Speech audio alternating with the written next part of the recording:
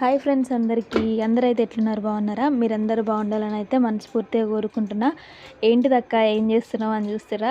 ఇగో పులుసు అయితే ఎంత బాగా మసులుతుంది చూడండి. ఇదైతే చింతకాయలేసి చేస్తున్నా నేను. చిన్న చేపలు ఈరోజు మా మామయ్య అయితే తీసుకొచ్చిండు కదా, ఆ చేపలతోనైతే చారు చేస్తున్నా. ఇదైతే బియ్యం పిండి అంటే ఫస్టే బియ్యం నానబోసిన తర్వాత కొద్దిసేపు అయినాక ఆ బియ్యం మంచిగా నానిన తర్వాత అయితే ఇట్లా మిక్సీలో పట్టుకుంటే ఇట్లా తెల్ల పాలలాగా అయితే వస్తుంది. అది పోసుకుంటే చారు ఏమవుతుందంటే చిక్కదనం వస్తుంది అన్నట్టు, అట్లా టేస్ట్ కూడా మారుతుంది. అసలు ఎంత బాగుంటుందో, చింతపండుతో చేయడం కంటే చింతకాయలతో చేస్తే ఆ టేస్టే వేరు అసలు. ఒకసారి చూడండి ఎంత బాగా కనిపిస్తుందో. ఇదైతే ఫుల్ వీడియో తీయడం అయితే అసలు వీలు కాలేదు. మీకు నచ్చితే మళ్ళీ ఒకసారి ట్రై చేస్తా. వీడియో నచ్చితే లైక్ చేయండి. మీరు ఎప్పుడైనా ఇట్లా చేసుకుంటారా కామెంట్ పెట్టండి.